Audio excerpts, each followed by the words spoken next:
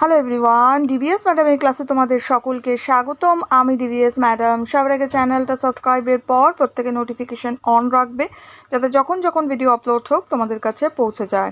আলোচনার বিষয় আজকে ক্লাস 9 বেঙ্গলির আমরা আবহমান যে কবিতাটা আছে তার প্রশ্ন উত্তর নিয়ে একটু আলোচনা করব। ঠিক আছে, সবার আগে আমরা বলি প্রশ্ন উত্তরগুলো যেগুলো দিয়েছি ভীষণ ইম্পর্টেন্ট, অবশ্যই পড়তে হবে। তোমাদের সেকেন্ড ইউনিট টেস্টে অর্থাৎ দ্বিতীয় যে পরীক্ষাটা রয়েছে তাতে কিন্তু আবহমান আমাদের রয়েছে। সো এটা কিন্তু আমাদের অবশ্যই করতে হবে। আকাশে 7টি তারাও রয়েছে, আকাশে 7টা তারা আমি করিয়ে দিয়েছি, আবহমানটা আমি আজকে করিয়ে দিচ্ছি। ঠিক আছে, শুরু করা যাক। ভিডিওটা বেশি থেকে বেশি লাইক শেয়ার করো, প্রত্যেকে নোটিফিকেশান অন রেখো, যাতে যখনই ভিডিও আপলোড হোক তোমাদের কাছে পৌঁছে যায়। রাধারানী এছাড়াও আমাদের রয়েছে, রাধারানীটা অলরেডি আমি করিয়ে দিয়েছি, দেখে নিও। চিঠি আমাদের আছে, চিঠি নব সৃষ্টি আছে, এরও ছোট প্রশ্ন উত্তর করানো আছে, বড় প্রশ্নটা আমি লিখিয়ে দেবো, প্লেলিস্টে পেয়ে যাবে সব কিছু।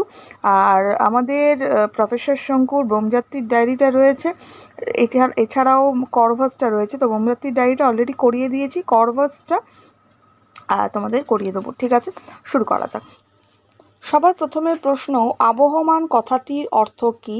নামের সঙ্গে কবিতার বিষয়গত কোনো মিল আছে কি? উত্তর আমরা লিখব, আবহমান কথাটির অর্থ বহমান কাল ধরে প্রবাহিত এমন, অর্থাৎ যা চিরকালীন। ঠিক আছে, নেক্সট পরেরটা বলেছে নামের সঙ্গে কবিতার বিষয়গত কোনো মিল আছে কি?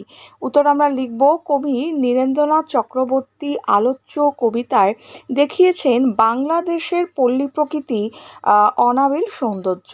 পুরাকাল থেকেই বর্তমান সময় পর্যন্ত বাঙালি বঙ্গপ্রকৃতির অমোঘ আকর্ষণে এমনভাবে জড়িয়ে যে সে দূরে গিয়েও বারে বারে ফিরে এসেছে। বাহমান কাল ধরে প্রবাসী বঙ্গবাসীর এই ঘরে ফেরার টান ও বাংলার নিঃসর্গ প্রকৃতির রূপের আবহমান কবিতাটির নামকরণের বিষয় অনুসারী ও সার্থক করে তুলেছে। ঠিক আছে, নেক্সট প্রশ্ন, এই মাটিকে এই হাওয়াকে আবার ভালোবাসে। এই মাটি বলতে কি বোঝানো হয়েছে? পংক্তিটিতে আবার শব্দটি ব্যবহার করা হয়েছে কেন? উত্তরে আপনারা লিখব, কবি নীরেন্দ্রনাথ চক্রবর্তী রচিত আবহমান কবিতার থেকে সংকলিত প্রশ্নোদ্ভূত চরণে এই মাটি বলতে বাংলাদেশের মাটি তথা বাংলার প্রকৃতিলগ্ন গ্রামগুলিকে বোঝানো হয়েছে। নেক্সট প্রশ্নের আনসারে লিখব, আলোচ্য পংক্তিটিতে আবার শব্দটি ব্যবহার কবিতার মূল ভাব প্রকাশে সহায়তা করেছে। কবি বলেছেন, মানুষ প্রথমে পল্লী প্রকৃতিকে ভালোবেসে তার কোলে আশ্রয় নিয়েছিল, পরবর্তী সময়ে নানা কারণে কেউ কেউ আশ্রয় ত্যাগ করে অন্যত্র চলে গিয়েছে, কিন্তু নিঃসর্গ প্রকৃতি তার মধ্যে যে ভালোবাসার বীজ বুনেছিল তারই আকর্ষণে প্রবাসী মানুষ বারবারই ফিরে আসতে চায় মাতৃভূমিতে। তার ভালোবাসা ফিরে আসার বাসনা ফুরিয়ে যায় না কখনোই। কবিতায় কবি আবার শব্দটির দ্বারা বঙ্গপ্রকৃতির সঙ্গে বাংলার মানুষের অন্তরঙ্গ সম্পর্কের আবহমানতাকে ব্যক্ত করেছে। ক্লিয়ার? নেক্সট প্রশ্ন, যা গিয়ে ওই উঠানে তোর দাঁড়াম। কোন কবিতার কোন কবির কোন কবিতার অংশ বক্তাকে কোথায় দাঁড়াতে বলেছেন? উত্তর লিখব, প্রশ্নোদ্ভূত চরণটি কবি নীরেন্দ্রনাথ চক্রবর্তীর লেখা অন্ধকার বারান্দা কাব্যগ্রন্থের অন্তর্গত আবহমান কবিতার অন্তর্গত বা অংশ। এখানে লিখব, আলোচ্য কবিতায় কবি প্রবাসী বঙ্গবাসীদের গ্রাম বাংলায় ফিরে যাওয়ার কথা বলেছেন। গ্রামের পরিচিত উঠানে লাউ মাচায় থাকা ছোট্ট লাউ ফুল সন্ধ্যার বাতাসে দোদুল্যমান। কবি গ্রাম বাংলার এই প্রকৃতিলগ্ন জীবনের কাছাকাছি দাঁড়িয়ে বলেছেন, যা গিয়ে ওই উঠানে তোর দ্বারা লাউ মাচার পাশে ছোট্ট একটা ফুল দুলছে ফুল। ঠিক আছে, সন্ধ্যার বাতাসে। আচ্ছা, ফুরায় না তার কিছুই ফুরায় না, এটা পরেরটায় আসবে। আচ্ছা, এতটা দেখো, এখানে কিন্তু 4টে লাইন হবে, এতটা লিখবে একটা লাইন, যা গিয়ে ওই উঠানে তোর দ্বারা হলো। নেক্সট পরের লাইনে লিখব লাউ মাচার পাশে, পরের লাইনে লিখব ছোট্ট একটা ফুল দুলছে ফুল, এটা একটা লাইন, সন্ধ্যার বাতাসে নেক্সট পরের। ওকে, এইভাবে আমরা এটা কমপ্লিট দেবো। হলো, নেক্সট পরের প্রশ্ন পরে হচ্ছে ফুরায় না তার কিছুই ফুরায় না, তাৎপর্য লেখো। উত্তর লিখব কবি নীরেন্দ্রনাথ চক্রবর্তী আবহমান কবিতার থেকে নেওয়া এই চরণটির মধ্য দিয়ে কবি বলতে চেয়েছেন মানুষের